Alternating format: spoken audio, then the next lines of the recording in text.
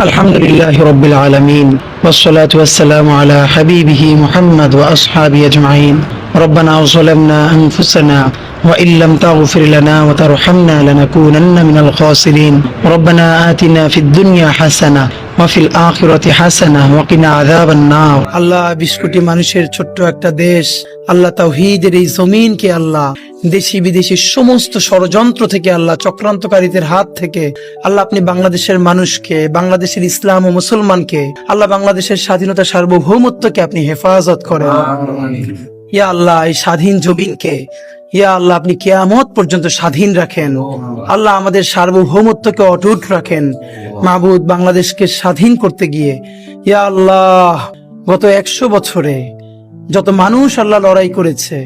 সর্বশেষ আল্লাহ জুলাই গণ অভ্যুত্থানে আমাদের যত ভাই বোন আমাদের বন্ধু শহীদ হয়ে গেছে আল্লাহ প্রত্যেককে আল্লাহ আপনি জান্নাতুল ফেরদাউসের মেহমান বানায় দেন আমাদের আহত যত ভাই বোন আল্লাহ চিরতর অন্ধ হয়েছে পঙ্গু হয়েছে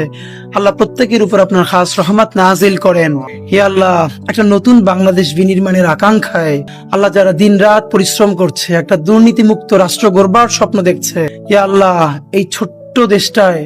আল্লাহ মানুষ নিজের জানের চেয়েও নিজের দেশকে ভালোবাসে আল্লাহ একটা দুর্নীতিমুক্ত দেশ গড়বার তৌফিক এবার আপনি আমাদেরকে দেন আল্লাহ সমস্ত ধরনের অন্যায় মুক্ত একটা ইনসাফের বাংলাদেশ গড়বার তৌফিক দেন আল্লাহ আমাদের স্বাধীনতা সার্বভৌমত্বের প্রতীক আল্লাহ আমাদের সকলের রাজনৈতিক অভিভাবক আল্লাহ বেগম জিয়া আল্লাহ উনি আমাদের স্বাধীনতার শির দ্বারা আল্লাহ আমরা যখন বুঝতাম না পুরো বাংলাদেশে একজন মানুষ যদি স্বাধীনতার পক্ষে আল্লাহ মেরুদণ্ড সোজা করে দাঁড়িয়েছিলেন উনি আমাদের বেগম জিয়া আল্লাহ উনি চরম অসুস্থ অবস্থায় আছেন আল্লাহ আমাদের প্রাণের অভিভাবক বেগম জিয়াকে আল্লাহ আপনি সুস্থ করে দেন আল্লাহ বাংলাদেশের সামনে আরো কঠিন সময় এই কঠিন সময়ে ওনার বেঁচে থাকা খুব দরকার আল্লাহ উনি বেঁচে থেকেও যদি শুধু সবাইকে গাইড করে পরামর্শ দেয় সেটা আমাদের জন্য আল্লাহ আমাদেরকে রাজনৈতিক মুরব্বী হারা আপনি কইরেন না আল্লাহ উনি বাংলাদেশের দল মত নির্বিশেষে সকল মানুষের রাজনৈতিক অভিভাবক আল্লাহ বেগম জিয়ার উপরে আপনার খাস রহমত নাজিল করেন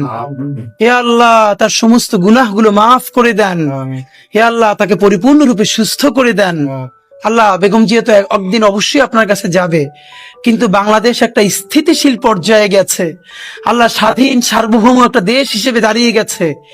উনি যে লড়াইটা করেছিল সেই লড়াইয়ের ন্যূনতম একটা ফসল ঘরে তোলা পর্যন্ত আল্লাহ ওনাকে নেক হায়াত দিয়ে দেন আল্লাহ ওনার উপরে খাস রহমত নাজিল করেন অতি দ্রুত ওনাকে শেফায়ে কুল্লিয়া আজেলা দেন